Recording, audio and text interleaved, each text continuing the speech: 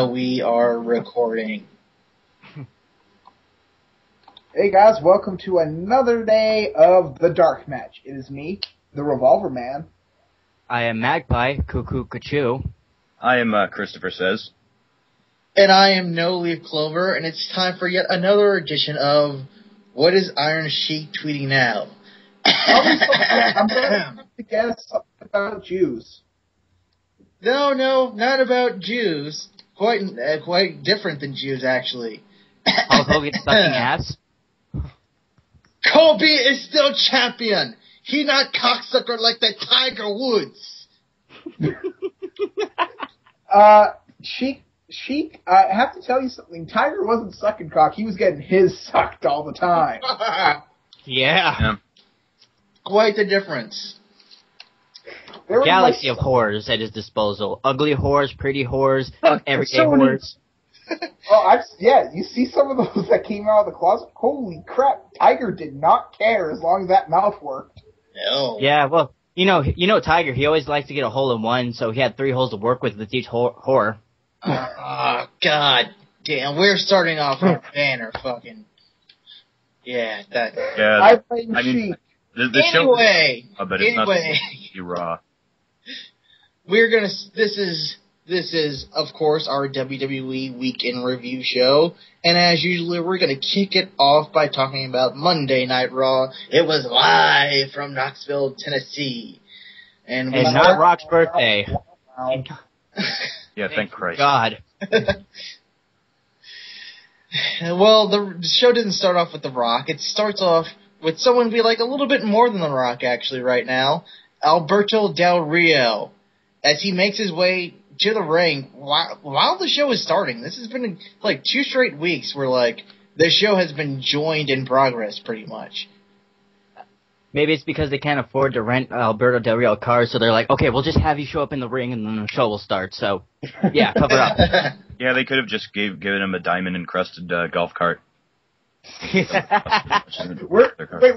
somebody get Kevin White, whatever the hell Chavo was under when he was doing the racist gimmick. Kerwin White. Actually, if they ever do a gimmick where Alberto Del Rio goes broke, I bet he'll start driving into the arenas in like Fiats or Fiestas or like really shitty cars. No, it's got to be a Pinto. It's got to be a Pinto.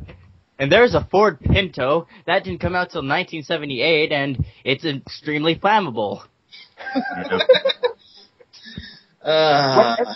Fans, don't throw things at the bumper. It will blow up. Yeah, this isn't a pyro effect audience at home.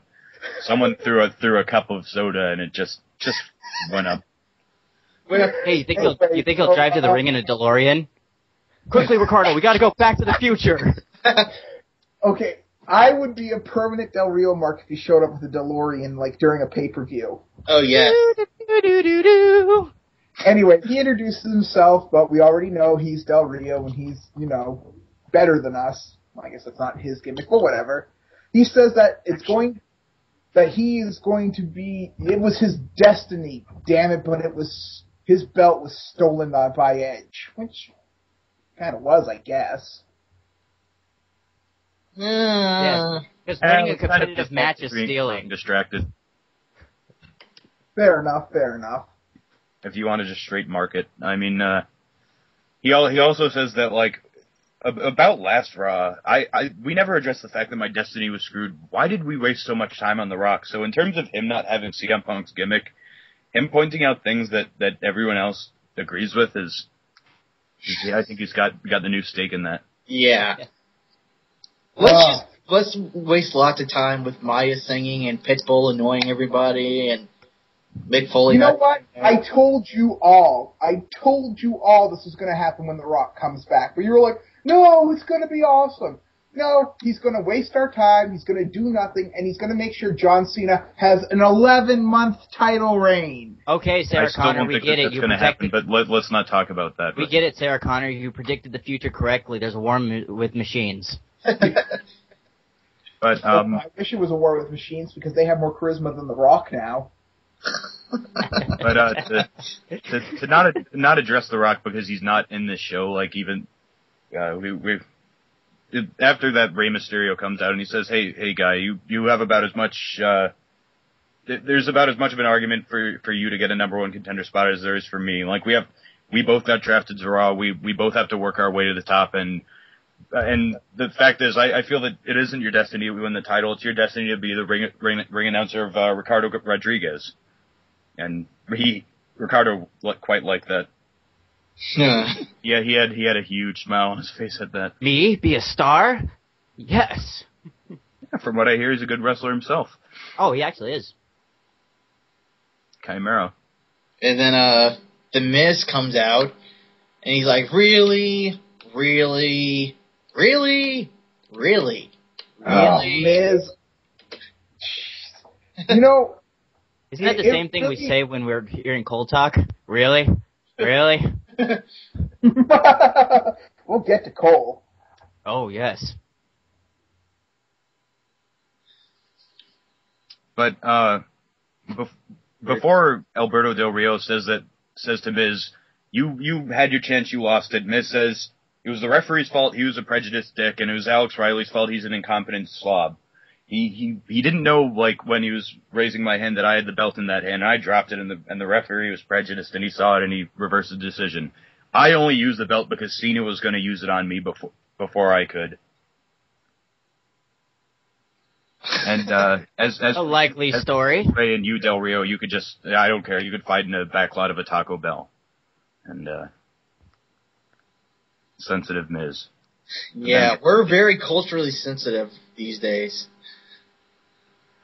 What are you talking about? Taco Bell is a staple of the Mexican culture since... Oh, wait, no, it isn't. I think they like to pretend it doesn't exist. This is what Americans think of us. We gave everybody diarrhea. Ooh, well, speaking of things that give you diarrhea, R-Truth comes out and he honestly, no, it's dealing with the subject, not R-Truth. I like the way R-Truth is turning, even though he takes a long fucking time to bring what he's trying to say around. He's like, let him enjoy being evil. Oh yeah, I mean, M. Bison didn't start off as a powerful dictator. He needed to work his way into it. Yeah, well, did anyone get a load of R-Truth's new music? He didn't have music. No, where it's basically just him saying, "The truth set me free," and then he comes out to no entrance music. He has a Tron, so that's probably a recording. Like, he didn't have a mic before he came out, as far as I remember. I hope that's not his only theme. Like, that would be weird. Yeah, it's either that or they retweak the lyrics. They retweak the lyrics to "What's Up." You know, people over there, go die. I hate you and you're ugly. Go die. I like that idea, Magpie. They should go with that. You see me fronting, but you're not worth it. Go die. Now these ugly ass bitches I'm gonna ignore because tonight in the back I'm gonna fucking score with some divas. Okay, Magpie, send that to WWE. They need to hear that. That freaking works. Fuck that shit. I fucked Diva about 80 times when she was managing me. And two fellas at the time. Yeah, Danielson, they saw my American Dragon. What's up? But yeah, like, he also has, like... No idea. His promo went thusly. He says, "You know what I hate? Hospital food. It's dry as a desert. It smells bad, and you know who's eating hospital food now? John Morrison. I took his ass out." Recap. Recap of his attack before, where he gave him 2 downward spirals or pay dirts or whatever you want to refer to it as. And it's the finish. It's the finisher that you use when you don't have a finisher. Yeah. We'll call it insert name here finisher. And he's like, "P.S. John Morrison, hospital food gives you constipation." I love how insane this is coming off, but it works. It's not just pointlessly being weird. He does eventually bring it around. He says, "The rest of you could all be hooked up to the same IV for all I care." He calls Miz a pretty boy from L.A. and also Kermit. Speaking of Eve. He calls a wannabe superhero from San Diego Captain America outfit WrestleMania. And he calls Ray Bottlenose. I don't even know what the hell that means. Well, San Diego got represented in that promo, so I'm glad. I like R-Truth now more. Okay, and because he bashed San Diego. Then he calls. Oh, he did? Fuck him. But then he calls Del Rio. He calls Del Rio Mexican fence jumper, liverless. And we're starting to bend the line a little bit here. I mean, Del Rio would buy his. Well, Del Rio would buy his way into the country. I think if you want to use that insult, you use it towards Ray, but I digress. Ray was born in America, though. Well, I'm just saying, in terms of insults, it would make more sense to divert that to Ray, even though it's not true. No, it wouldn't, because Ray is American. You don't want to turn this into Mexican-American. I'm just saying, where you can fling the insult to, but whatever. To end it all off, he says he's not going to wait around like he did the past 10 years. He's not gonna get rowdy. He's not going to dance around and say what's up. He's the only one who John Cena is going to face is him. It's the truth. You know, I'm glad he didn't say, I'm not going to be like your minstrel show or something, because I was worried he was going to start saying I didn't even fathom that. Well, the way, you don't think it was going that way, the way he was talking? I mean, him saying, if you want to give it, him saying when an angry black man is talking, everyone needs to shut up, but he was skirting around the I'm not gonna issue be of it being racist. I'm not going to be singing for you. I'm like, holy shit, this is getting freaking racist. Nation of Domination Part 2. This time, we rhyme better. I hate R-Truth, but I would put him over in rapping skills much more than Jamie Dundee. Nation of Domination 2. My imitation. Anyways. Good job, Cookie Monster. Anyways. Where were we? Oh, yeah. The GM, rears his ugly, non-existent face towards us, and we get to hear the email which said, take it away, No Leaf. Wait, why do I have to take it away? Because I never pay attention when the GM talks, you know that. I go into a wonderful space. Basically, it's fucking Michael Cole. He's talking, and he says, something, I'm a tool, I'm a douchebag, I have no idea why they keep pushing me. Oh yeah, by the way, there's going to be a triple match. What No Leaf means to say is that Michael Cole says, first competitor, Del Rio, second competitor, Miz. And then he says, as for the third competitor, we get the fucking ring again. Because he was so excited he hit the send button too early. You want to bet that the GM is secretly whacking off to porn when he's trying to write these emails? Like, was that minute and a half really? And he used the boner to click send. They couldn't. Wait! I know who the GM is now. It's Johnny Ace. No! Oh! It's Johnny Ace. If we're talking about guys who are probably backstage whacking off to the fucking divas, who else would it be? He's got a good point. Well, then again, he's never stopped Michael Cole from interrupting their matches, so. Well, he gets to look at him more. Wait, actually, that would kill his boner because Michael Cole's talking, so I'm surprised he hasn't interrupted him. So that eliminates Laurinaitis. But the problem is, Cole talking could take away anybody's horny. Oh yeah, just nail a chick and have Raw playing on the background as soon as Cole starts talking. Instant killer. Magpie, right before the O phase. Do-do-do. May I have your attention, please? Sorry, honey, that doesn't happen. I understand it's Cole. I'm going to the bathroom. Anyways. We're not PG, by the way, listeners. To keep this moving them right along, R-Truth is pissed because he doesn't get his opportunity, and he says that he's better than everyone, especially Ray. And Ray basically says, "Truth, you know what? I agree with the general manager. You shouldn't be in the match, and that's what's up, and that's the truth, the whole truth, and nothing but the truth." Jack Nicholson's the GM. His retorts are fairly textbook babyface. Or either that or Rey Mysterio doesn't really have a lot on his back to say. But He delivered it all right. Mm-hmm. And then Miz tells Del Rio and Ray that it doesn't matter what they accomplish or what they didn't do on SmackDown. They need to learn that on Raw, they are the day labor. What is with all the racist jokes on this fucking show this week? They're the day laborers and the chump change and the bench warmers. Bench warmers. Because he's the star of the show. Because the star of the show and the next WWE champion is. And Ricardo jumps in and says, Alberto Del Rio. I like that. That was pretty damn funny. Yeah, this part coming up is my favorite. I like that whole Miz thing because it really puts over how much of an egotistical jerk he is, and I really love the timing with Ricardo Rodriguez. He's really growing on me. It probably helps that he kind of looks like what's his name from Fantasy Island, the midget guy.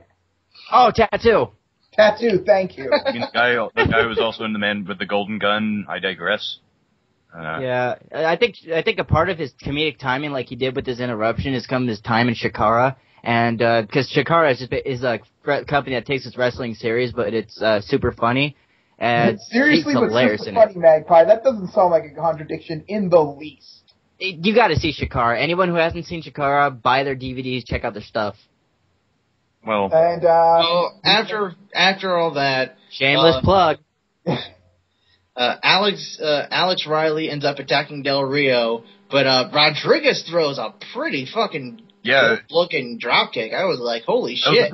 That actually looked like a super kick. I thought it was just some kind of like high kick with one leg, but maybe I saw it wrong. Either way. I thought it was a dropkick.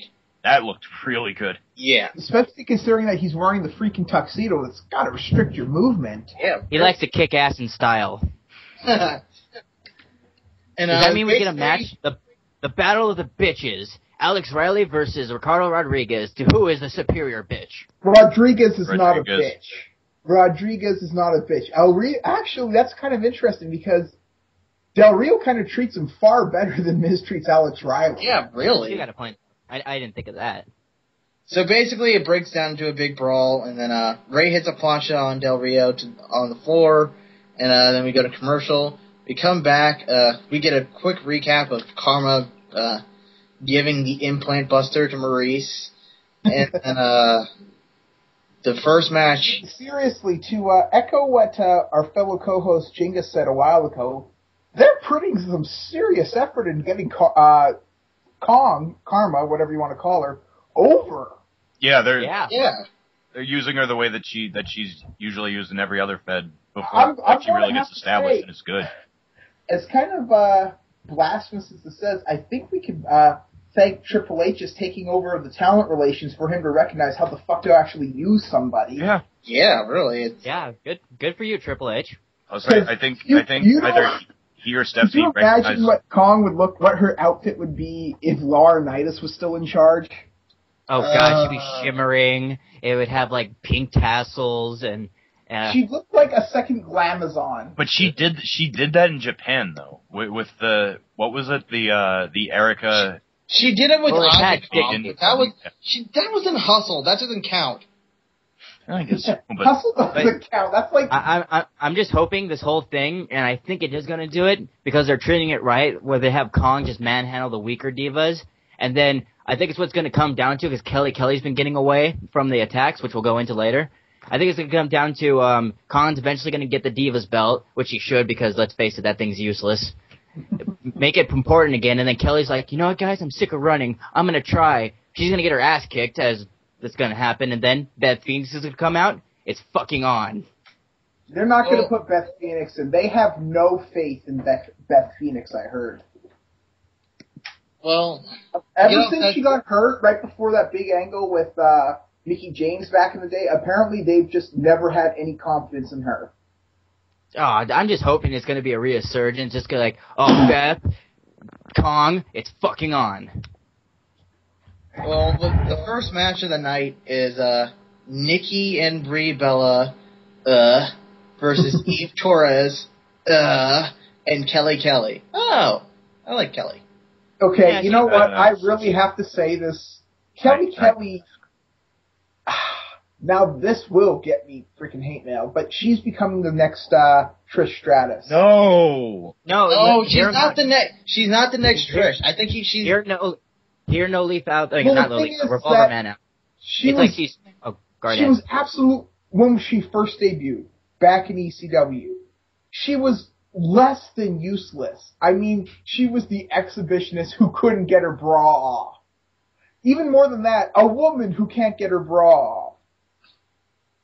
But I like how Kelly shows that she's actually trying, and I can see hints of improvement within her work. Yeah, but she needs to expand her moveset repertoire, but for the most part, she actually is getting better, so that's an example of somebody I can see. I strongly recommend that they do some way to get her to change her name, because as much as better than Kelly is over her real name, it's still incredibly stupid to hear. No, but see, like, if Kelly has improved, then the difference between her and Trish Stratus is that it's taken her 5 years, whereas with Trish it was like about a year and a half. No. Yeah. It was like 2.5 years or something. Oh, 2.5 years. Well, then at least 3 years before she started to do serious wrestling. Yeah. Yeah, so I wish good things for Kelly. If you show you want to be there and try to improve your work, which he legitimately has been doing, and I'll take any heat if anybody wants to debate on me with this, but she has shown improvement and she is getting better. Is she a Sarah Del Rey? Hell no, but she's getting better. So if she keeps improving, I wouldn't mind pushing her to like getting a belt or something. Well, either way, like this match wasn't much. It was kind of standard fare, even without Cole interrupting him. Like my favorite spot was actually involved Kelly, where she does that multiple rotation head scissors. I usually don't like that move. I don't think it's very believable, but I thought she pulled it off pretty well. Yeah. And then basically, Kelly and Eve Torres win, and after they win the match, Kharma's music hits, and she dun dun dun dun dun dun dun dun dun. And she comes to the ring with Eve and Kelly. Eve and Kelly are stuck in the ring. The Bellas are like cowering behind the fucking ring, as they not get beat up. And then the whole time, I was practically screaming, "Yes, please beat up the Bellas! Please beat up the Bellas!" But no, she doesn't beat up the Bellas. The Bellas get away. Spared the pleasure. Yeah. She attacks Torres after Torres actually tried. I think, is this the first time someone actually tried to fight Kharma? No, Alicia Fox did, and she got her shoulder separated. But Eve's the first person that was competent enough to like, okay, maybe I can handle her. Well, plus they gave her a less awkward spot for her experience. Like she had a winning line rather than a leg trap. It's probably good that Kong didn't hit her with a Stan Hansen level freaking lariat and almost kill her like she did with freaking what's her name? I can't even remember her name. I feel bad. Useless Claude. Alicia Fox, thank you. And Magpie, just because she's an internet darling doesn't mean she wasn't at fault. Huh? What? Who? Where? When? Why? Oh, no, I was just saying she was uncoordinated Claude. I'm not commenting on it. It was an accident. It was an accident. Okay. Either way, after all Eve gets the implant buster eventually, Kelly runs away, and I guess this might bring merit to the fact that divas are only out for themselves, but the Eve's charged for that, but hey, either way you look at it, Kane joins Big Show on his way to or Big Show joins Kane on his way to the ring before the commercial starts, and we have our next match. Mason Ryan, accompanied by CM Punk, wrestles Kane, accompanied by Big Show. And to talk about this match, I was enjoying it until it fucking broke down into chaos, which tends to happen with Nexus and Core matches. I actually think Mason Ryan has some promise. He was doing well with Kane. I wouldn't say... for a jacked-up bodybuilder, he's okay. Yeah. Guys, we forgot something. Did you know that WWE has a lot of Facebook fans? Did you know that nobody gives a shit about those stupid little bumpers? Stop stroking your ego. We get it. You're number one. You do a lot of things. Fuck. It isn't high school. No one cares how many Facebook friends you have. Oh, yeah, and Kelly happens to be in the list of 100 most beautiful women, and we have to show Natalie Portman. Stop pimping that shit. Do we have to? Yes, we get it. You want to be an entertainment company. You want to seem like you have pop culture, but referencing other celebrities doesn't make you pop culture. You're a wrestling promotion, goddammit. Freaking let's get back to the match. I was gonna say I'm not sure Mason Ryan did well because he does not know how to sell a punch. He can't sell a punch. He whipped on some He's a big guy from fucking Kane. He's a big guy. Yeah, he's a big guy, but so is Kane. You're supposed to sell for Kane no matter what you are. Hell, Undertaker sells for Kane. Well, maybe my judgment's clouded, but nonetheless, I felt Mason Ryan did a better job than Wade Barrett on Friday. We'll get to that. Even the fact that that match went on longer on Friday. I really do. I was entertained.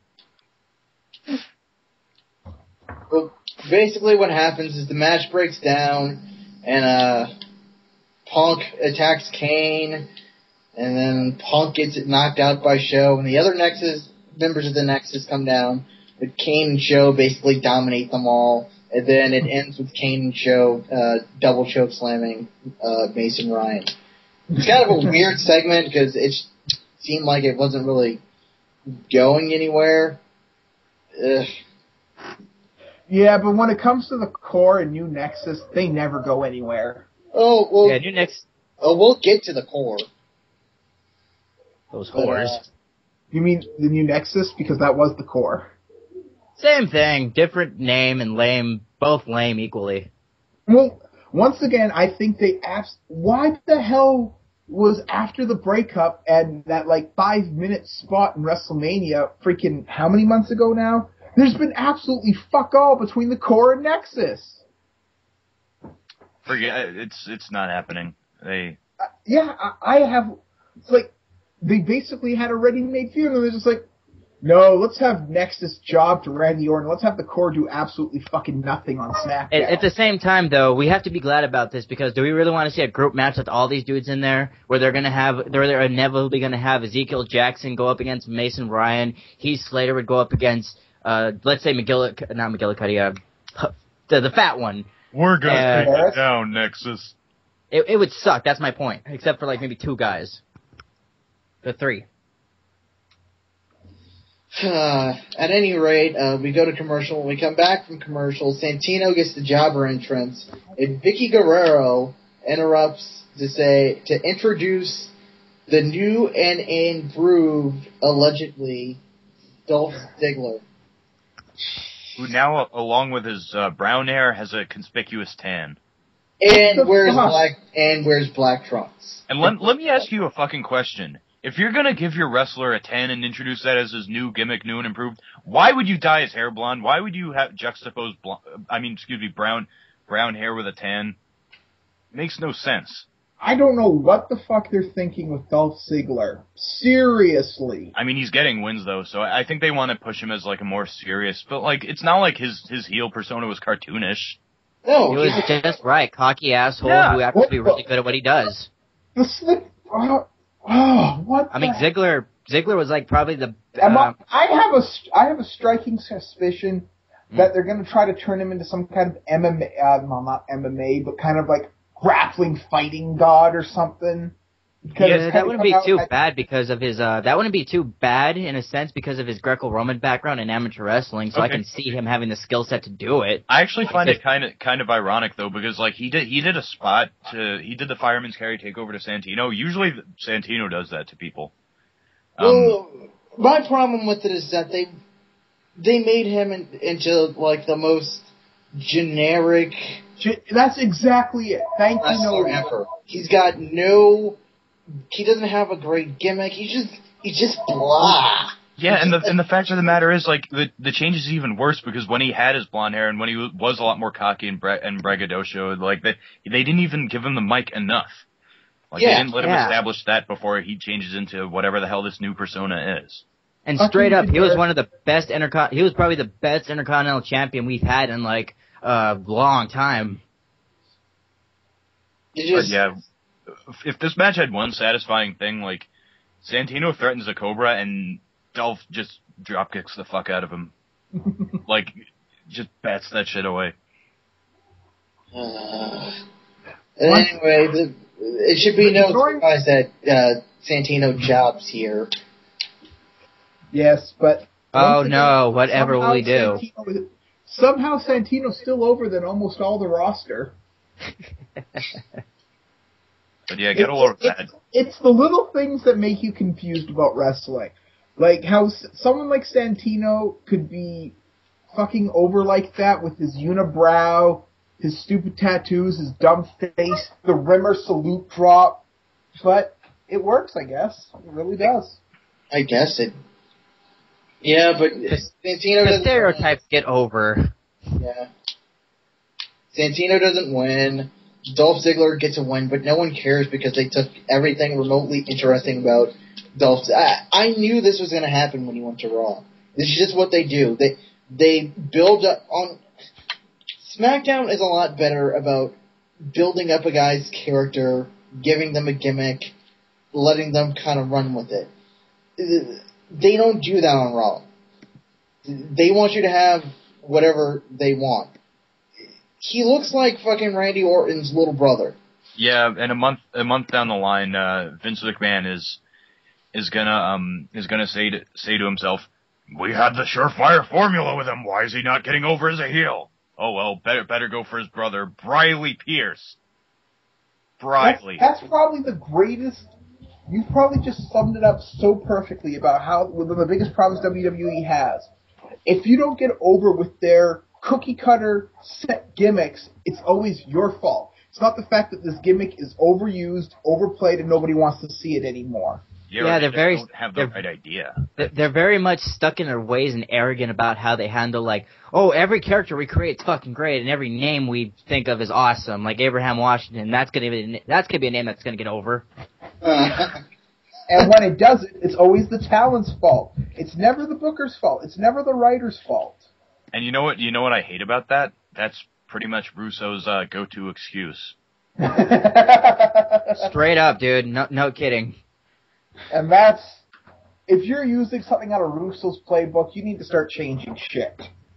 Yeah, like, I don't remember what it was, but if TNA went out of business, he's gonna blame Joe, he's gonna blame Motor City Machine Guns, he's gonna blame all those guys for the fuck-ups he did. Well, let's not talk about Vince Russo, because... Yeah, let's get off Vince Russo, but I want to say this. Out of all the top guys, like probably the top heel right now, I'd have to say are The Miz and Alberto Del Rio. Do you agree? Oh, yeah. I'd throw Punk up there, too, but the way Punk's being presented... Yeah, Punk is an even better example. Oh, yeah, speaking None of these guys are generic. I mean, Del Rio's... How often, in this day and age in America, how often do you see the rich Mexican, honestly, in any form of media? And actually, speaking of Del Rio, like, he's actually been saying a lot of the same shit week after week, and surprised how long he's sustaining it. Well, it's the presence, because going back to The Rock, back when he was still good, he always said the same shit, too. But it's his presence.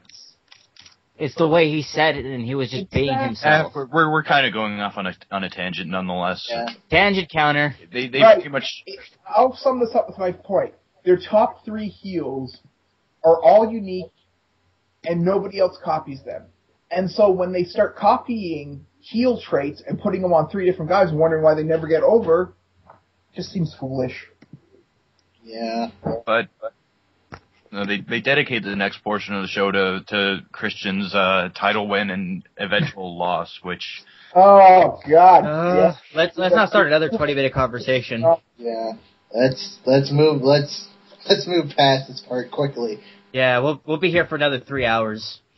But Anyway, so jumping over that, we have R-Truth walking around the building while he's listening to something on his headphones. And I honestly 1,000 miles by Nora Jones. I am really getting worried that he's going to turn into like something from the Nation of Islam or something. no, see, I thought it was pretty stupid because he was like angrily like mouthing whatever lyrics they were having to himself, and the stupid thing was like King was like that guy, he's so crazy, he's talking to himself. No, I thought that was supposed to be the point, that he was talking to himself. But he had headphones on. So he was talking to himself while he had headphones on. Okay. But basically Scott Stanford, the new interviewer extraordinaire, and believe me, I'm not being sarcastic about this. I like Scott Stanford. he goes up and he says that he's what's up, R-Truth, and R-Truth says, you know what, Scott? I've been getting letters from angry parents who is saying, come on, Truth, sing what's up, dance around. Little Ronnie doesn't like seeing you like this. And Ronnie? Where'd little Jimmy go? Jimmy, no! Our Truth said deuces to little Jimmy, and now he's worried about little Ronnie. Sorry, I'm skirting around the berserk button, but no, I'm not gonna do it. I'm not gonna do it. But our Truth says, Del Rio, Miz, Mysterio, you'll get your comeuppance. He's gonna make a muffins? Comeuppance. Oh. We should make muffins. Those are better. R-Truth starts throwing muffins at people in the ring. Oh, muffins. Hey, these are oatmeal. Ha ha, I told you I was a heel. No. Chocolate muffins, but it's chocolate laxative muffins. Now that would be the shit. Both literally. Hi-yo! But dish. Okay, let's move on. We have a small segment where Zack Ryder is fist pumping with John Cena, and Cena's like, yeah, that's it, fist pump, and he starts walking away towards God only knows. Is Ryder still a heel? I don't know with him anymore. He's a tweener as far as I'm concerned. Yeah. We love the dude. That show he does is fucking hilarious. Yeah, but I really don't know if he's supposed to be heel because he's doing the Jersey Shore gimmick, which most people despise, but he's so freaking funny about it. He's just a cool guy who's living out his dream. Like, I was watching the podcast, the Cole Cabana podcast, where Evan Bourne was on there, and he was talking about how, dude, Zack Ryder loves to be in there, man. He actually, for his friends, he paid the company money to actually make action figures of his friends, so that way they could play with it. And I'm like, that guy enjoys being there, and he loves it, dude. So he puts his full enthusiasm in there, and I can admire that. Yeah. I agree. Anyways, after that, we get another commercial break, and then when we come back, we get the hook back to the absolutely retarded Miz Cena match where the ref reverses his decision. The first time ever in WWF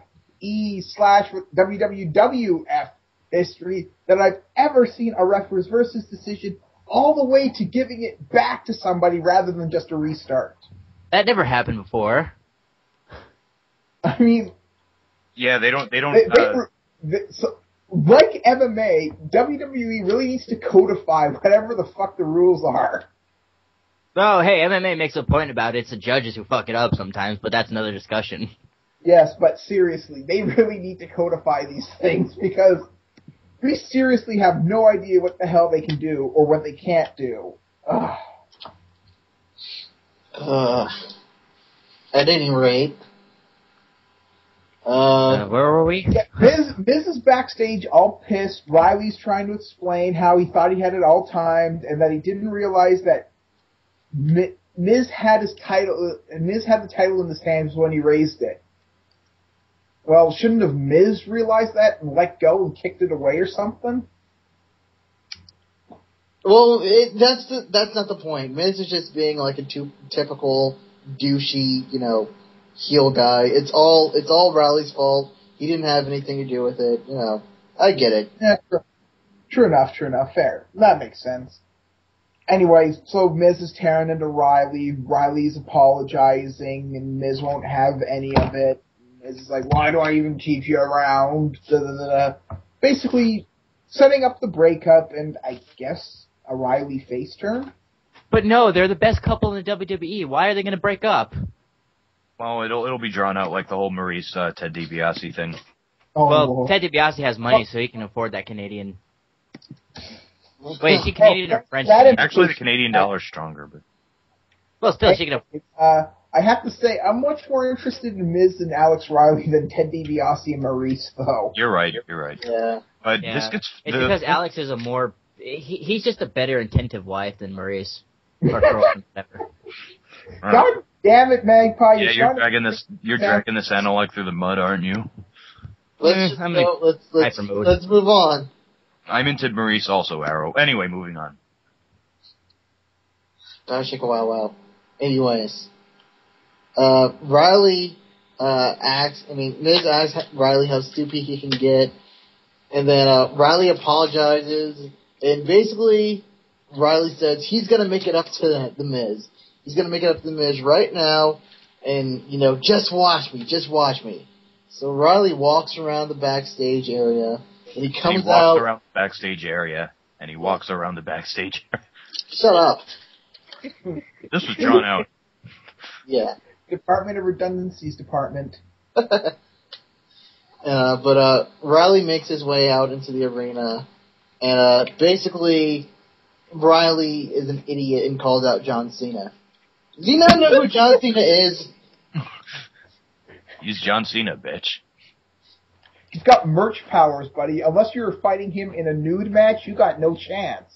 I think Riley would like to fight him in a nude match, but let's not indulge his fantasies.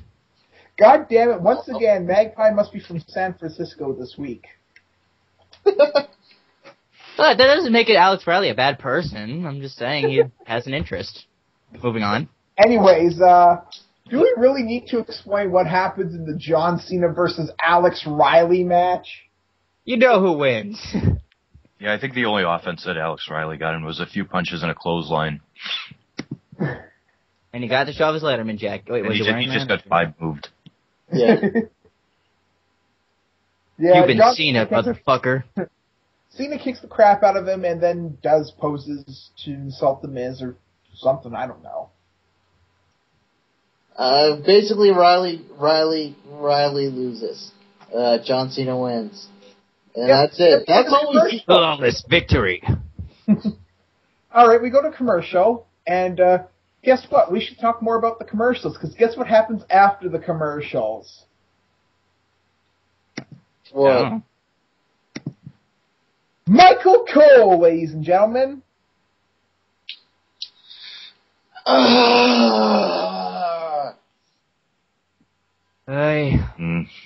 Once again, Vince's pet gimmick, Angle, whatever you want to call it, talks about how he's undefeated. His personal hand puppet. I wouldn't be surprised at this point. Seriously, Anyway, Vince has his hand so far up. I'm not going to finish that because, Yes, stop it, Magpie. Jesus Christ. I was going to make a puppet joke, but then I heard it in my head. You're learning. It's called a filter. Put one between your brain and your mouth.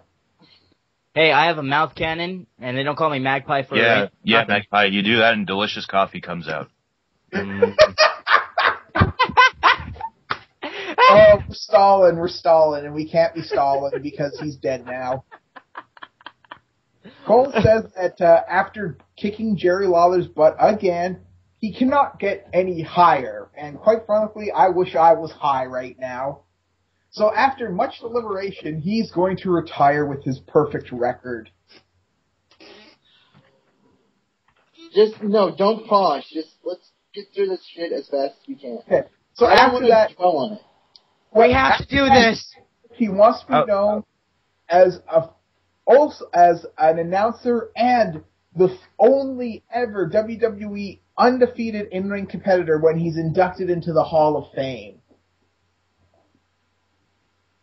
Lawler comes in, and apparently that stipulation where he can't beat up Cole is still standing. I'm not exactly sure what they can threaten him now, but whatever. Right, I'm just gonna be sick. Yeah. Anyway, so after that, Lawler shows off probably the only good thing that Rock has done recently, and he beat the shit out of Cole for being a Celtics fan, which I'd like to add. The Heat were able to win. So. Yeah, exactly. He pretty much provided that push. Yes. The rock bottom led to the Heat taking out the Celtics in 5 games. Go Heat, bitch.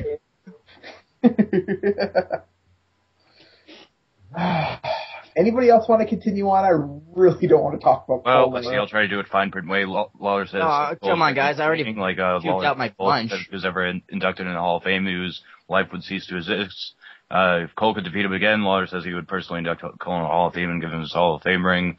Wait. They're ripping off TNA with the Hall of Fame ring. Let's not address that. Let's not go into TNA. That'll take 50 minutes. Yeah, we'll bring up two things that make us sick at one time. And Cole says, no, I'm being a troll. I'm gonna retire as an undefeated superstar. You won't be able to eke that win out of me because you'll probably stip it that Swagger can't be at ringside and blah, blah, blah, blah. He says, you're in Tennessee. You can't acknowledge the fact that Al Gore lost to George Bush or that Elvis died in the toilet, which, by the way, Lance Storm brought that up. Like, I remember he cut a heel promo at one point where he was like, America glorifies Elvis who died in a toilet, blah, blah, blah. Cole says he spent Mother's Day watching the WrestleMania DVD with his mother, and they enjoyed watching him kick Lawler's ass. And he says, what did you do with your mother on Mother's Day? Oh, wait, I'm sorry, your mother died. No, just keep going, because I'm about to lose my fucking mind, or it's fucking end. Oh, God. And he says, oh, I'm so insensitive, it slipped my mind. Your mother died in February. Lawler's about to reach into the coal mine and slap the shit out of Cole, but Swagger stops him and lays... Same old shit. And we lead into our next match, which I actually thought was, again, like, entertaining for its time. It was a U.S. title match between Kofi and Jack Swagger. And unlike a lot of other of Kofi's matches, which, as Jenga says, he reminds him of RVD, where he very much showboats and hits his spectacular spots. He didn't do a lot of that. He hit the Trouble in Paradise, but it was more of like an out of nowhere capacity. A lot of what Kofi was trying to do was basically like outsmarting Swagger, countering all his shit, taking and like allowing Swagger to pretty much hurt himself. It was a good match. Just there's my only thing I have to complain about it was at times Swagger seemed a little sloppy. Like there's a spot where he's going for the ankle lock, but Kofi rolls himself out, and then Jack Swagger's kind of stumbling around a bit. Like, it was a good match, but there's some times where Swagger just felt a little awkward in his movements. I mean, although good match, though, quality. Best. I don't think Swagger's the best worker. Like, he's average to above average, but like, I really haven't counted anything I've seen. He's another one of those guys who kind of like rested on his laurels because he's kind of athletic and he doesn't really have to do a whole lot because he's pretty much set, you know. He does a lot of things well, but I don't see him as a guy who has, like, the drive to take it to the next level.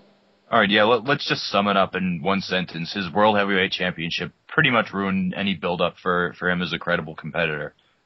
Yes, because we can't have champions be treated as credible threats or, challenges or strong people. Mm-hmm. Yeah, we got to put him against fucking Undertaker. And we can't develop them before we give them the fucking belt. I really have to say, it's sad that Swagger got the belt and kind of ruined himself all because they wanted to punish freaking Drew McIntyre. And for whatever reason, they never want to have a Money in the Bank winner lose. It's very strange about that. Yeah, well, wait till Daniel Bryan wins this year. Don't say things like that. I'm kidding. No, believe me, I don't want him to get the belt. It could happen. Okay, I'll stop. We'll talk about a better angle of his next in the next discussion. Anyways, after the match, to discuss the finish, basically Swagger got distracted by Lawler and he turns around to the Trouble in Paradise 3 count. And it ended. It's incredible. I was pretty much enjoying Raw, warts and all, until this Cole shit started up again. We don't fucking care about Michael Cole. We don't care. It's not controversy creating cash. It's just we don't give a shit. We don't care anymore.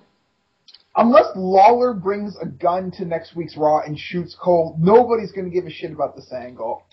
I say chainsaw. Chainsaw's hard to hide, though. Yeah, who cares? At this point, he could just come up with a ramp. The crowd would pop so loud once that got close to him, it would be like Resident Evil 4. I was thinking more Left 4 Dead, but you guys don't play that game. Left 4 Dead's fucking awesome. Anyway, so after that, we have post-match shenanigans. Lawler throws out Swagger. He's in the crowd. He's gone. Then, I don't freaking remember anymore. Something about Cole and his mind and... What, you don't remember that? What, the thing that pretty much spawned a hell of a lot of parody gifs? where he. Go, I'll let you guys explain it because my head's starting to hurt. Well, basically, Lawler attempts again to get into the coal mine and attack Cole, but he's preventing it from happening. I am sorry to interrupt you, and I'm sorry to go back on my head hurt. I want to point out, why does everybody have such problems getting into the coal mine? Just climb over the top. It's like piece of plastic above a normal person's height. I mean, some of these guys could probably jump into it. We don't care. Yeah, just don't care. We don't care. No nos importa. But anyway, don't care. King throws a sliding chair in the coal mine, and then he takes Cole's tie through that little send item hole, and he pushes him towards the glass and presses his face against it in an image both disturbing and funny. Think about that face when you're with your lady next time, viewers. Oh, and also think of the fact that like he grabbed his tie and he kind of he jerked him off into the wall. And he grabbed his tie and dragged him by the neck. Does that not remind you of something? Looney Tunes cartoon? No. Remember, Daniel Bryan. Forward, not back. Forward, not back. Who cares? It's the same damn thing. Anyways, main event time. So nobody gives a shit. Good main event time, by the way. Yeah, that was a solid main event, man. Yeah, the main event was Alberto Del Rio versus Miz versus Rey Mysterio in a number one contendership match. Very, very, very good match. Yeah, everyone looked strong. They pulled off their moves. There was a moment where this guy dominated and that guy dominated, and they were smart about things, and it was great. It made all three of those dudes look awesome. I mean, the spot in the beginning pretty much set the tone of it, where Ray was running towards Miz, and then Miz just throws him up, and Ray ends up kicking Del Rio in the face. It was very, very impressive. And speaking of Daniel Bryan, in the midst of it, Miz put like a cravat hold on Ray, which I think he learned that from his matches with that, like almost as if he's developing from it. Yeah, those I really always said about as wrestler, get out of town. I mean, I really stated out many times that of the series of matches that Miz and Bryan Danielson had, it really rubbed off on Miz and helped him improve his overall in-ring work. It was good for everybody, although they kind of forgot about Daniel Bryan, and that's sad. Yeah, well, Danielson will rise again. We'll see. He's not Chavo yet. He's not Trent Beretta yet. His career hasn't been killed like Tyson's. Damn it. Well, anyway, after that, Miz wins, so we're going to see another Miz match. And then Cena comes out and announces what kind of match we'll be having at the next pay-per-view. Fellas? I quit, which is exactly what happened with Batista last year. Yep. So, you know what I would love to see? I'd love to see Miz break out the duct tape. And then Cena's just like, oh shit. But that's not going to happen because Cena needs to hold the belt to WrestleMania. Well, I still don't think that's going to happen. I think Del Rio has more of a chance of winning it, or like in the midst of this. That'd be cool if Del Rio got the belt eventually. That way we could see a new face on the. That we get to see a new face in the title picture. I mean, maybe he might even exchange it with Ray before someone eventually drops it to Cena, either in Royal Rumble or Elimination Chamber or something like that. Or the new pay-per-view, Falls Count Anywhere. It's coming.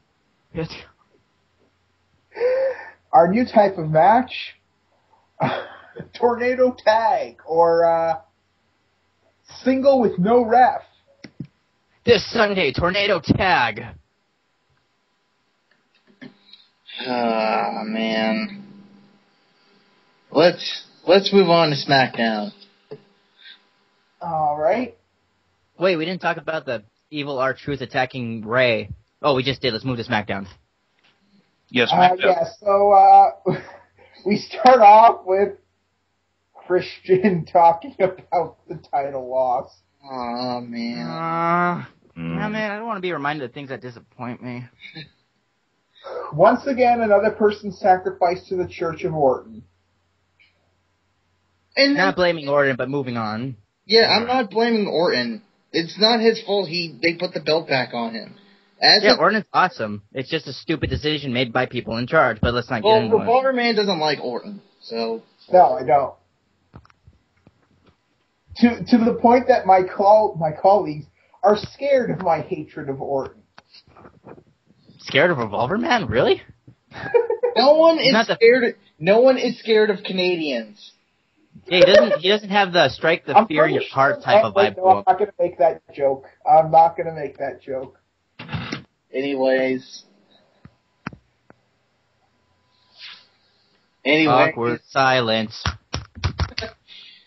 Christian comes out. He's talking about what it meant for him to be the World Heavyweight Champion, and everybody's talking about Teddy Long's decision to let the WWE Universe choose a number one contender. And Christian says his peeps were not happy with that decision, and that he respects it. But he thinks he deserves his rematch. He congratulates Orton, and says, basically he says he's gonna try and get his rematch at Over the Limit. And then this is weird because this is like the third show in a row this has happened where a bunch of guys come down to the ring and claim that they should be the number one contender. I mean, let's look at this. It happened last week on SmackDown. It happened this week on Monday Night Raw. And now it's happening again on SmackDown. Well, WrestleMania Backlash with two title changes in it, so naturally. Yeah, I guess that kind of opens up the picture. Yeah, I guess so. Although the real joke is that guess who one of these people is? Somebody's gonna get their ass kicked. Dun, dun. Well, what I like about both of them is that they're pretty much trolls to Christian. They're like, "Oh, we love seeing you win it," and then lose the fucking thing 2 days later. That's 5 days later. Got to keep kayfabe. Yeah. So it's Mark Henry and Sheamus basically come out to berate Christian. And Yin and Yang tag team. Yeah, I mean, if you ever wanted a more stark contrast between two people, talk about Ebony and Ivory. WWE, if you're listening to this podcast, which you probably aren't, put those two in a buddy cop movie. Yeah, but then the climax would be Mark Henry sitting on somebody while Sheamus blinds somebody with a flashlight. Or just takes off his shirt. It's too bright! I swear to God, Sheamus must have like some kind of allergic reaction to the sun or something. He has said in interviews that if he goes in the sun or if he tries to tan, he just burns, so he just stopped trying. And it shows. It shows. Well, fair enough. I guess that makes sense. Yeah, that's cool. I don't have to worry about him. I don't have to worry about running into it in my hometown. Yeah. So basically, Sheamus says that maybe, the people didn't, Mark Henry says the people didn't come here to see Christian. They came to see Mark Henry. And Sheamus basically is like, yeah, that's bullshit. But you know what they probably did come to see? A handicap match with us versus him. They start to beat down on Christian, and then Randy Orton comes out to make the save. I hear voices in my head. I found that a little weird. Are they like changing his "I'm a heel but I get cheered" gimmick or something? Because I don't recall him ever coming out to save anybody before. I mean, they want to make him like the fucking Cena of SmackDown, so it makes sense. And I don't mean that in a negative way, because right. We understand. Yeah. But they want to make him the number one guy, so he's gonna do slightly more face-ish things, which might finally get people to stop fucking bitching about the fact that he's a heel playing a face. Well, there you go. He did something face-like. Shut the fuck up. You know what? I just how much I hated the guy, but I have to say, I'm very interested to see if the fans like really eat up a more face like Randy, or they're just gonna go fuck that. Yeah. And, like, reject it. It's pretty much the first time anything like this has happened, because like he hasn't said anything about him being mentally ill within the last week or tonight. He certainly didn't say that to Christian. That SmackDown was such a calm place that it helped soothe mental problems. Yeah, Orton doesn't see the snuffleupagus anymore. I realized it. It's blue. Blue is a calming color. Red is an aggravating color. Am I wrong? Or he just beat Christian. He's like, wow, this was easy. I guess I don't have to put up such a facade anymore. Wow, this guy's pathetic. I can act like myself around here. So anyway, we go to commercial. When we come back, Teddy Long is in the hallway. You see the camera pan, and he's talking to Orton and Christian. And Teddy basically says, tonight the main event is going to be a tag match between Mark Henry and Sheamus versus Christian and Randy Orton. Teddy leaves, and Christian says, "Thank you for helping me out." And Randy's like, he has his own reasons for coming out to help Christian. He was like, you said that if you had been on 100%, that you could beat me at a one-on-one match at Over the Limit. Well, I want you at 100%, so I can beat you at Over the Limit. I was like, that's an effective way to do that. That's a great way to book face versus face. Yeah. He basically just said you better not have any excuses. Yeah. Which unfortunately means if Christian loses, it's really gonna hurt him. I just hope it's gonna be one of those. They're gonna start doing face versus faces matches and take them more seriously, because you can really do those. Just have them be like, I want to be the best. No, I want to be the best. The match they had last week when unfortunately Christian lost the title, that was like a 4-star match. That was a really, really good match.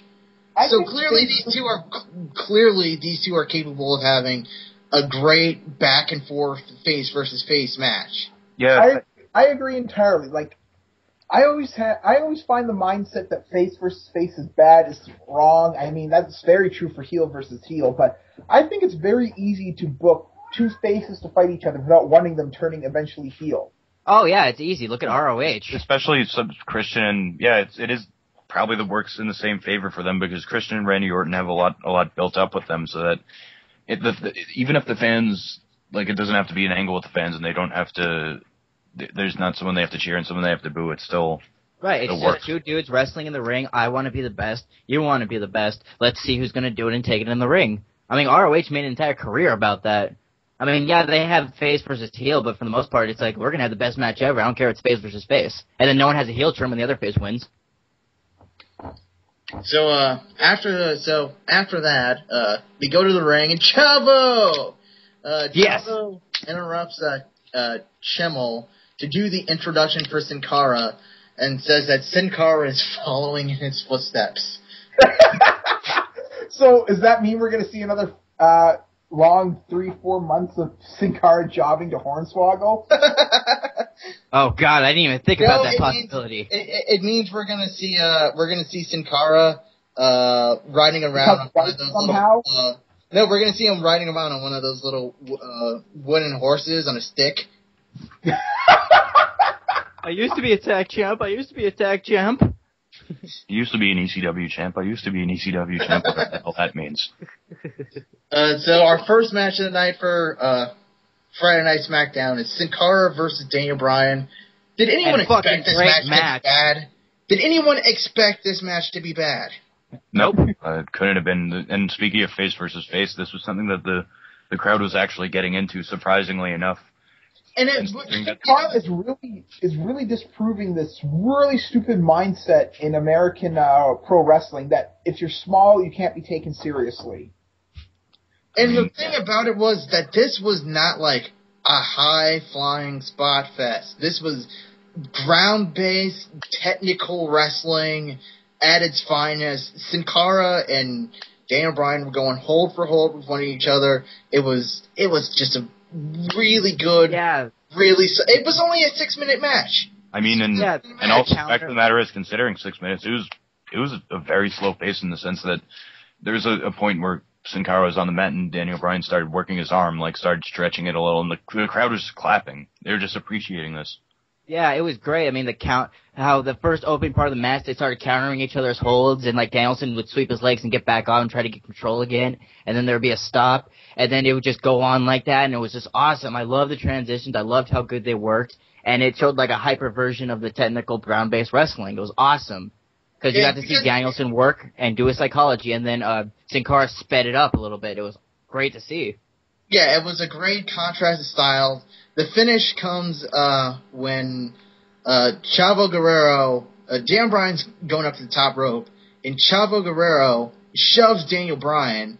And then the only part I don't like about this match is that he uses the top rope C4 as a finisher right now. And I'm just thinking, like, is he ever going to do that fucking move on Triple H? Is he going to do that move on John Cena? No. It's a very limited move because you got to know how to take that move, and you can't really use that on big guys. So if he took on like the Big Show, yeah, that's not going to happen.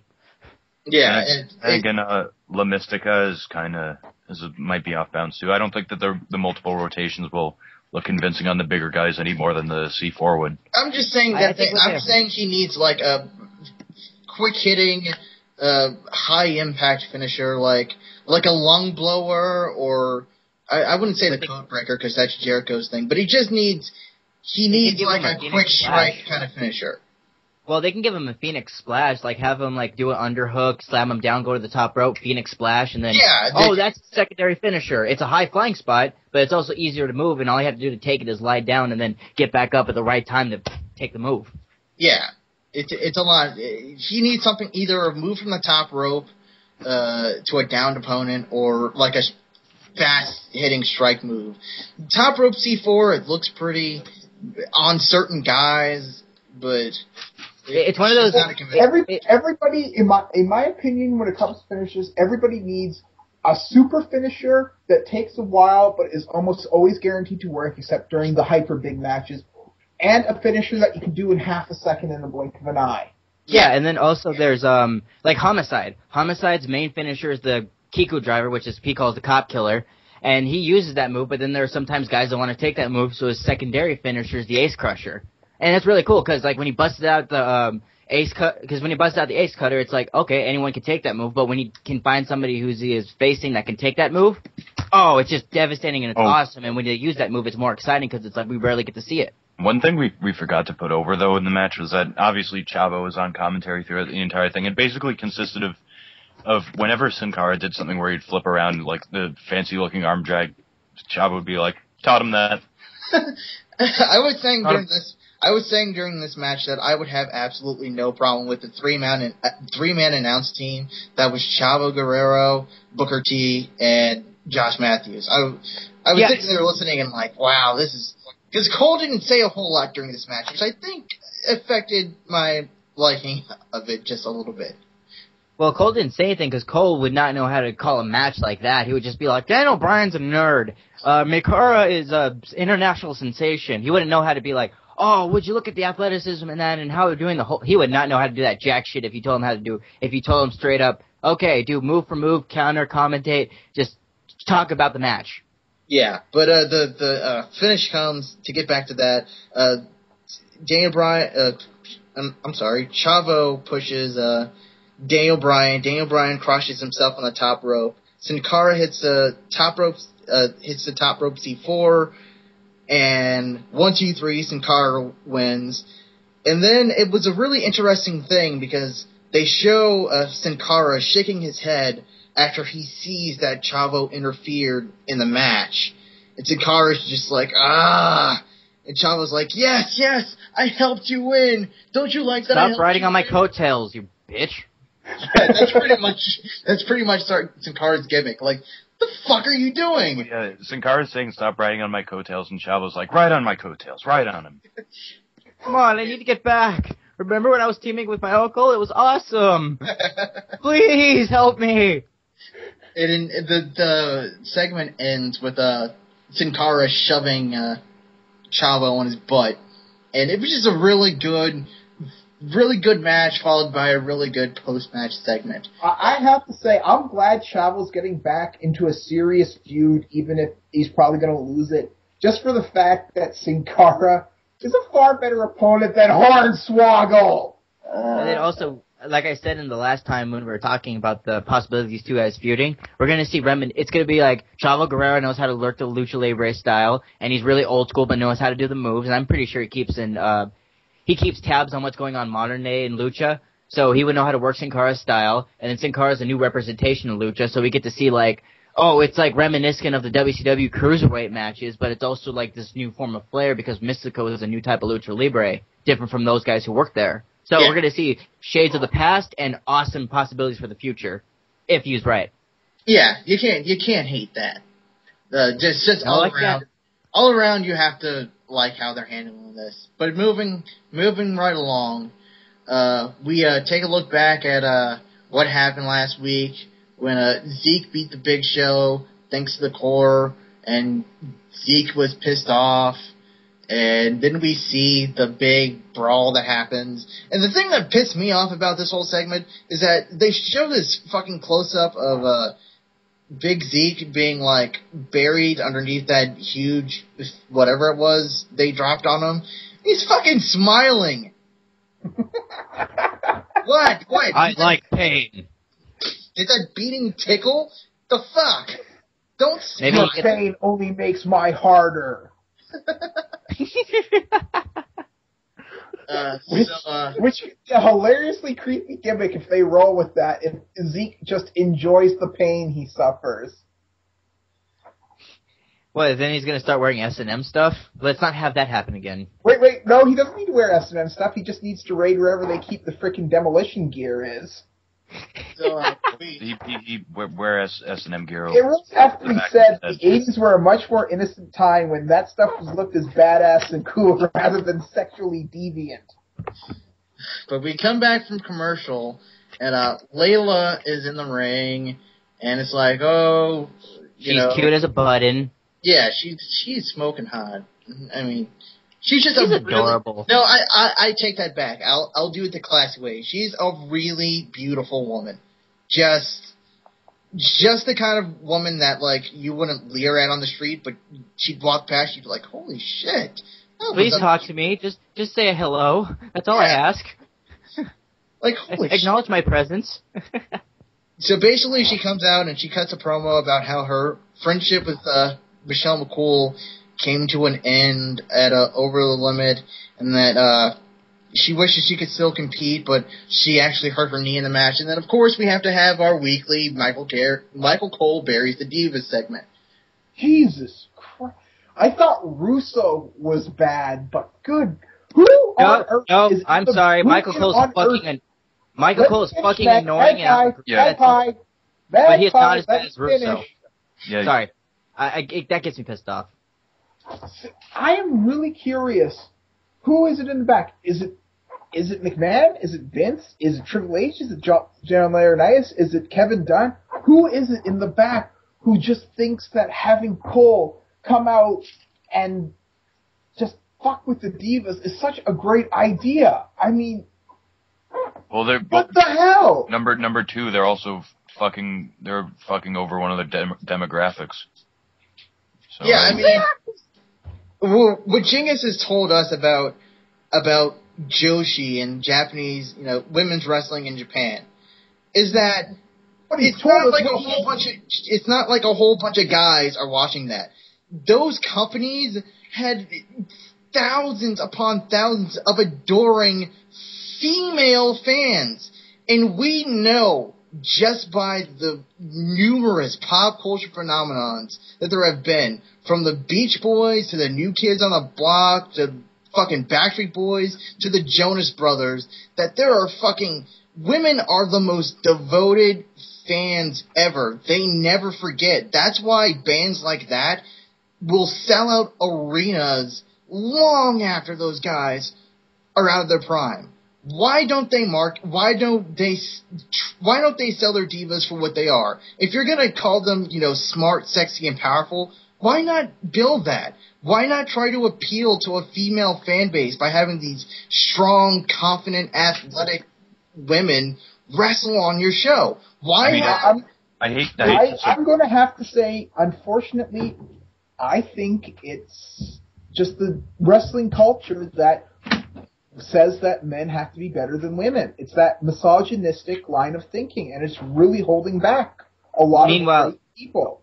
Meanwhile, you have like excellent companies like Shimmer working hard to do everything they can to show that women are athletic and amazing athletes. And then you have ROH showcasing them, and there's a whole scene of very talented women who can't get on TV because they're over talented or whatever. They can't get on TV, but we can display this mediocrity. And then when it's on TV, like when we have women, and let's say their fitness models are bad, it says we're going to put them down. So it just pretty much kills all interest in the hard work that these women who are actually athletes do. And to get back on there.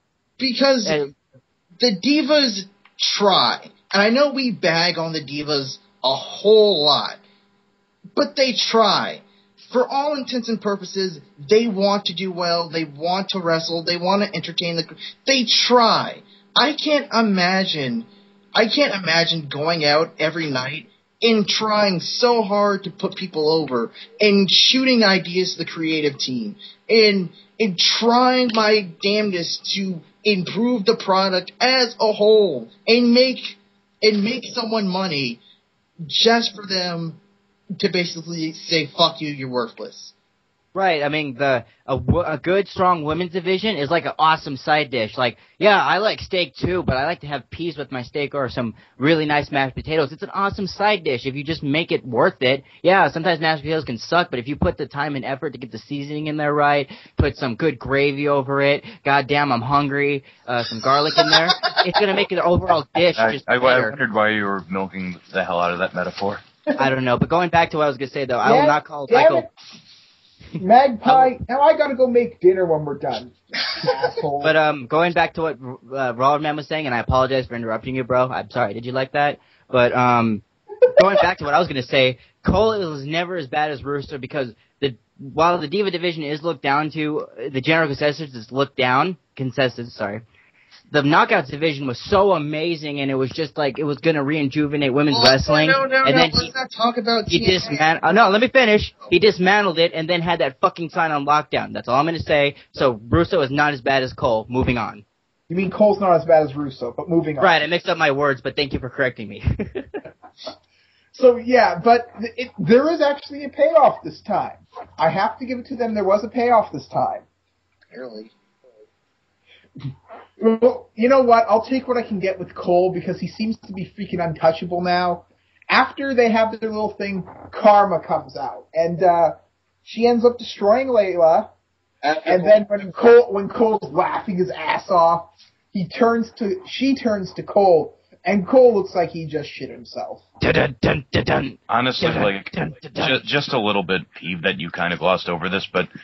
The reason why Layla wasn't able to, I mean, this is all okay, babe. The reason why Layla wasn't able to run was because Cole tripped her, and in terms of marking out for a heel, that really fucking set me on fire. Like, yeah, I felt like a complete mark at that point because... But we all know that Michael Cole can never just truly get his ass kicked, you know? Yeah. Because God forbid I want that to happen. God forbid we ever see a heel get his fucking comeuppance. No, but, I mean... I would subvert that with, like, what Jerry Lawler did to him, and, like, he tends to get, like... They had a fucking 10-minute match. They had a 10-minute match at WrestleMania in which Cole went toe-to-toe with one of the legendary wrestlers in the fucking wrestling business. And I know... And it dragged, it was boring, and it sucked. He to finish, like, he gets his comeuppance, but it's not in the most crucial points. Why can't they just have a match? That's why the angle's allowed to continue. Why can't they just have a match? Michael Cole, Lawler. They could have done this at WrestleMania. Michael Cole, Lawler. Cole tries to get the offense. Lawler lays him out, and instead of pinning him right away, he invites JR, Stone Cold Steve Austin, Daniel Bryan, all the divas. They ring him up, and they hold upside down the ring, and then they pass out sticks and start beating him, and hope Candy falls out. That's a fucking payoff. I booked that. God damn it, Magpie, why aren't you working for a major company? Because I have good ideas. I wouldn't put up with mediocrity. If I was in TNA, I'd be fired. If I was in WWE, I'd make a swing at Laurinaitis or some creative guys, and then I get dragged out in handcuffs because I can't put up with bullshit.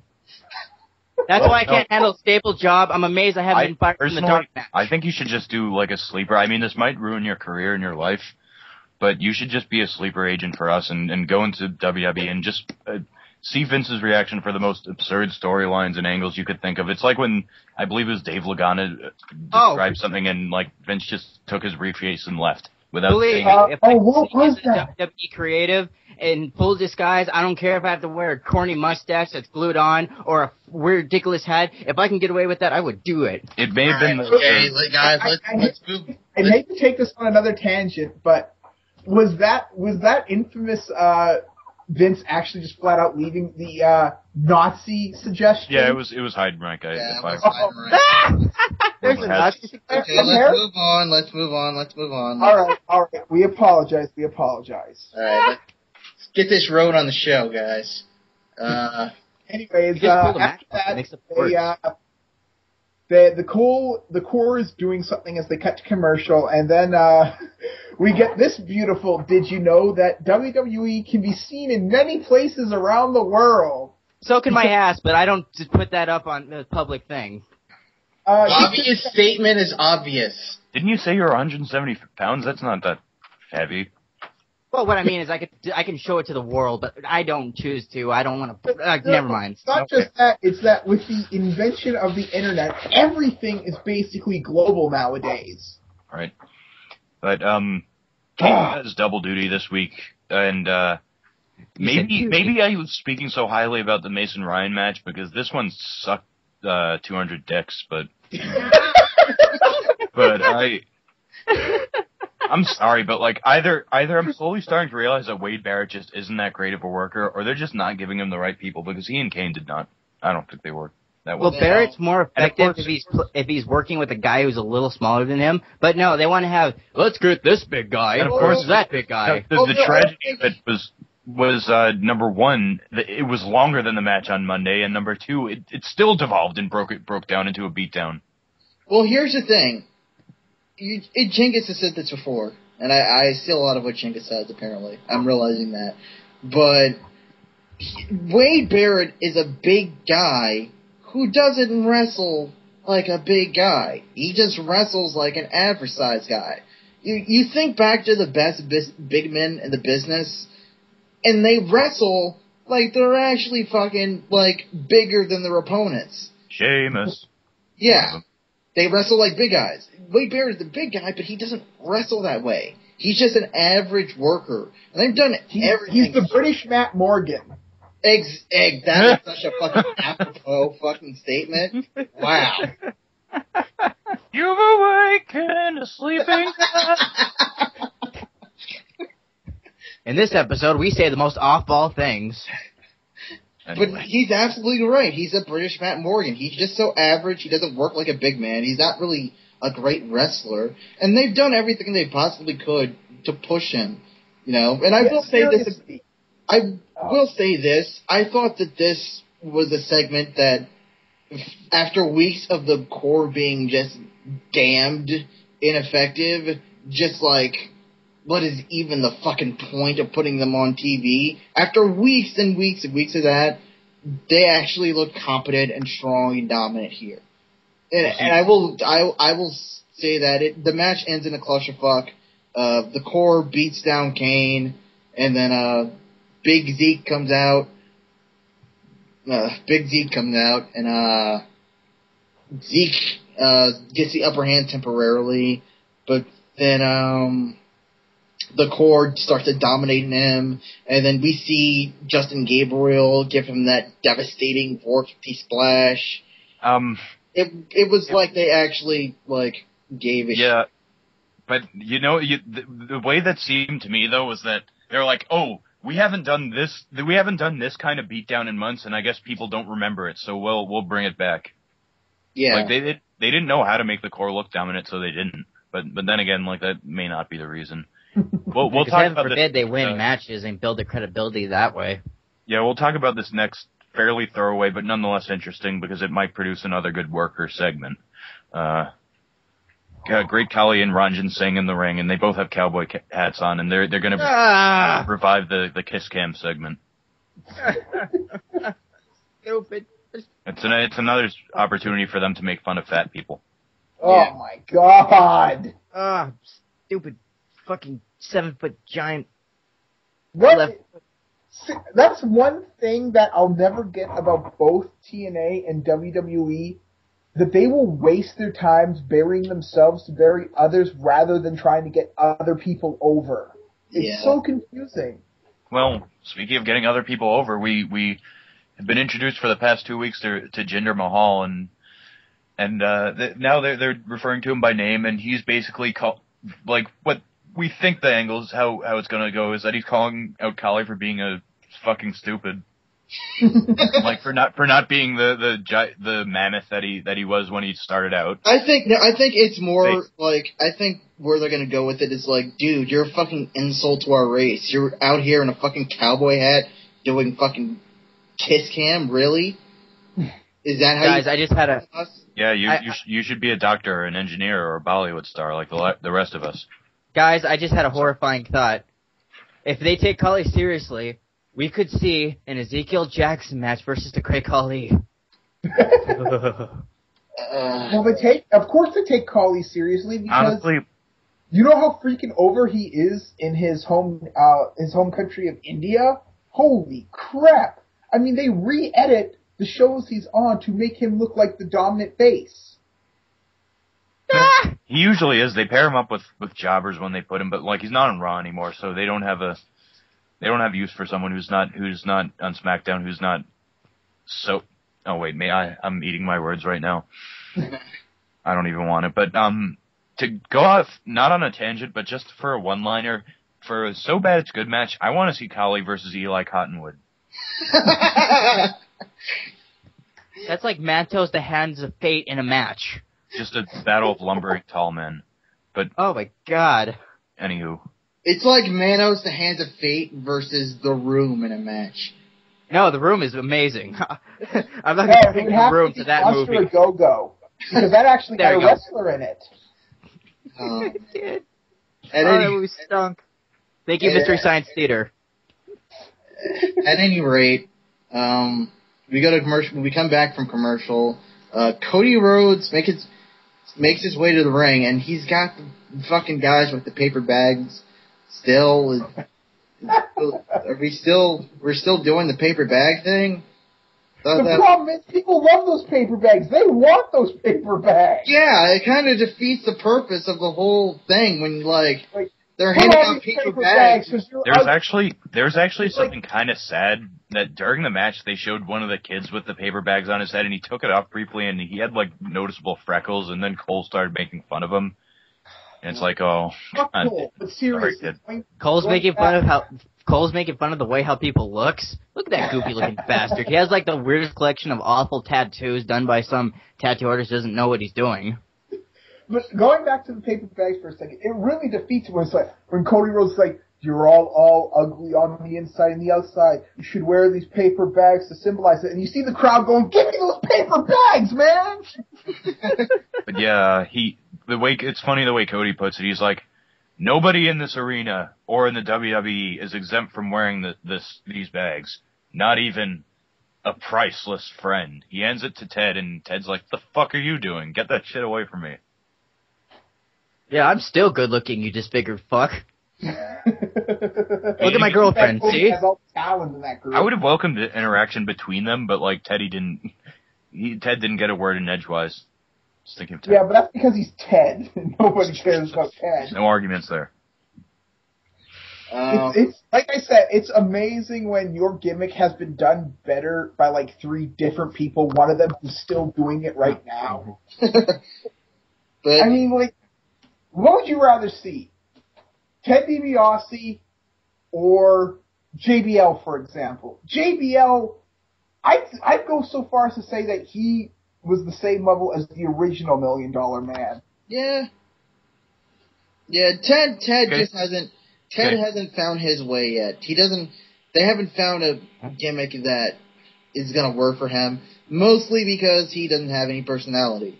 They should pair him with Eve Torres and just call them the personality black holes. Twice the suck for the power of one. Coming to the ring in this tag match is the charisma, the negative charismas, or the void of interest. To get into this match, though, it was 4 minutes. It didn't really lead to anything, but I have to say these two know each other damn well, and they work pretty smoothly despite their limitations. The finish came when Ted tried for the Cobra Clutch Slam, but Cody throws him away, chuck kicks the fuck out of him, and then gives him the Crossroads. So I have to say, did anybody think Ted was going over in this match? No. I never thought that Ted DiBiase would end up being the Jannetty. No kidding. And he's actually really talented. Not Cody Rhodes talented, or Orton talented, but good. Said all that stuff with Bob Holly beforehand. Well, yeah, teaming Cody with Bob Holly was not a fair example of his talent. Oh yes. Because Bob Holly, he brings people down with him. Yeah, actually, the arrow kind of reminded me of something. He mentioned that Ted had new red tights, and you know what? He did. He had a new logo on the back of it, and the T kind of looked like Triple H's Iron Cross. Or at least that's what I thought. Yeah, You're playing with fire there, Ted. I was looking at that. I was like, why the fuck did he get those tights? That's not his gimmick. Wait, why are you guys checking out his tights? and he's going to show up next month with white ones. There's nothing wrong with looking at men's butts in wrestling. What about the Pope, No Leaf?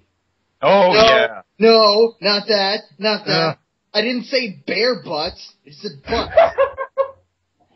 But you said wrestler's ass is in the middle of a match. So if he exposes his ass in the middle of a match, then it's okay to check it out. Right along, we go to our next segment, which is Match Striker in the backstage interview. I love this one. And he's interviewing the Core. And is it just me, or are they giving the Core a lot of time on this show for some reason? Yeah, they are, but to describe this, it's hilarious just for the very last part where Stryker's like, what kind of statements do you intend to make? And Barrett's like, we've been making statements for weeks. We took out Ezekiel Jackson, and to prove that we're the dominant ones, I, Wade Barrett, am going to challenge Zeke to a match at Over the Limit. And then, like, Slater, they pan over to Slater, and he goes, hey, Wade, why don't you make it for your belt, herp derp? And he's like, you know what? I'm gonna do that. But he gives him just like the most fuck you kind of look. Yeah, he's like, what the fuck did you just say? Okay, I'll do it. Damn it! I wanted to see Danielson versus Barrett for the now I title. have to do it. Damn. It might happen eventually. You never know. Barrett Danielson title, make it happen, please, God. If he still has the belt, like, the angle could book itself. I'm actually kind of scared that they'll give it right to Zeke, but Of course they're giving it to Zeke. You don't think that... Frig, they gave Zeke the final ECW championship, if you remember that. Well, thank God that belt's credibility died a long time ago before they gave him the belt. Yeah, it was Christian who was holding it before. Oh, right. Damn, that sucked. I remember now. Thanks, Revolver Man. Putting the belts on Zeke. Don't think... Oh. And the sad thing, too, is when Zeke gets the belt, that's when Danielson's going to get a title shot for the IC champion. That's when St. Charles is going to get a shot for the IC champion. That's when all the guys who should have that fucking belt. Okay. Let's move on. Because the main event of the night is Christian and Randy Orton versus Mark Henry Yin and Yang. Yin and Yang, Ebony and Ivory, Red Oni and Blue Oni. Paul McCartney as Stevie Wonder. I'm going to call them McCarty and Cola. Phil Collins and Charlie Wilson. Okay, enough. We can be here all night. Chris, you're my friend, but never mention Phil Collins' name again in the dark. That was a good song, sir. I don't like Phil Collins either, but that's a good song. Phil Collins doesn't produce jack shit. But moving on. Easy lover. So, Come on. We're almost done. Let's move on. What did everyone think of this match? Once again, listeners, I didn't like it. Guys, if you were not expecting DarkMatch the Music Edition. Oh, that CD will come out soon. Yeah, we'll sing Na Na Na Na better than Edge. But, either way, I didn't like this match very much. I blame Mark Henry, but then again, like, I think it started off, like, promising the first, like, 3 to 5 minutes, and then it just kind of, like... You mean Mark Henry didn't have the talent to hang with Sheamus, Christian, and Randy Orton? Oh, no. Get out of town. I mean, I thought they'd use them for the proper spots, like your clotheslines, your strikes, and your slams, but yeah. I still say the best part of the match was when Michael Cole, Sheamus doesn't know what it's like to fail or experience. I'm like, are you kidding? Have you seen his last 2 world title reigns? That's failure right there. Have you seen him job entirely to his feud with frickin' Kevin Dunn? Yeah, Sheamus isn't the one that knows how to. Or Sheamus is the one that doesn't know how to fail. It makes John Cena. I'm the WWE champion, and you're never getting it back. Ah! That was just a stupid statement. Yeah, this match was. I don't think it was bad. It was just kind of like completely and utterly unmemorable. Just kind of a shame with all the talent there, ignoring Henry. But the 2 best guys were on the same side, which kind of limits things, I guess. Yeah. But anyway, they kind this is a 2-segment match. They go to a commercial during it. And anybody want to refresh my memory on what happens at the finish? Essentially, it was kind of triumphant. Orton and Christian counter any kind of offense, and Christian hits the kill switch on Sheamus while Orton hits an RKO on Henry, and they give Christian the rub by allowing him to pin. You know what? I'm actually have to admit I'm feeling better about Orton because that whole face but a heel gimmick bugged me on Raw, and if he can act more like this on SmackDown, I think I could like him more. Just accept him for who he is. And don't treat him like I will take back the things I say about him being an unprofessional dickbag because that was years ago, and as far as we know, that hasn't happened since like 2008. Dickbag. He was a bag of dicks. Majority professionalism. But that's my catchphrase. If there's a pro wrestler who's really bad behind the stage, he's a bag of dicks. Anyway, so yeah, Christian and Orton win, and they shake hands as we cut out SmackDown, and that, as such, was SmackDown. I enjoyed it. Yeah, there was a good episode of SmackDown. Really great match. Good show. Good undercard matches. Kind of disappointing. I don't want to. Sorry. I apologize. Just good undercard matches. Sort of a disappointing main event. Thought it was better than Raw. That wasn't saying too much. The only thing I found weird, and I don't want to say bad, I found it weird, was just how much time they were giving the core, considering kind of how much they've ignored them. Some of them all the time. Yeah, that was the kind of weird part of it. They're doing something with the core, but if they're not, then what the hell? But, fair viewers, it's that time, once again, for us to play our favorite game. What gets more screen time than Jay Lethal? Yeah! Dig it! I call the first one. Okay. Don't overload it like Chris does. My acceptance of Randy Orton gets more screen time than Jay Lethal. Oh, getting meta here, are we? It got meta when we said Jay Lethal gets more screen time than Jay Lethal when it was true. Let's see. What gets more screen time than Jay Lethal?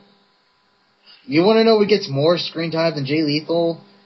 Layla's perfect cleavage gets more screen time than Jay Lethal, and I am not complaining this week.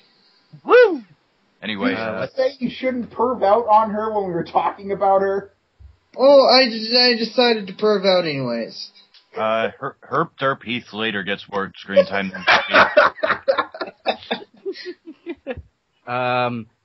Misogyny on the grandest scale gets more time than Jay Lethal. This isn't a TNA show, Magpie. Oh, right. I don't know. Cody Rhodes paper bags get more screen time than Jay Lethal. No, Cody Rhodes. Ted DiBiase's Trunks gets more screen time than Jay Lethal. And that's sad. I have to add to No Leafs. Cody Rhodes is freaking I lost my train of thought, you assholes. Cody Rhodes. Interruption. Oh God, the Canadians pissed. Run. I'm gonna say this, and if we're gonna have to be here for another freaking hour, I'm gonna say it. Cody Rhodes' paper bag is getting more over than every face on SmackDown gets more screen time than Jay Lethal. And on that bombshell, ladies and gentlemen, we must end tonight, especially since it's starting to rain really, really fucking hard outside of my house, and we might lose connection. As usual, I'm No Leaf Clover. I'm the revolver. I'm Christopher Says. I'm Magpie. And I'm the Revolver Man. Good night and good luck. And we yeah. She loves you, yeah. Damn it. We suck. Love you, yeah. I'll be right back. Yeah.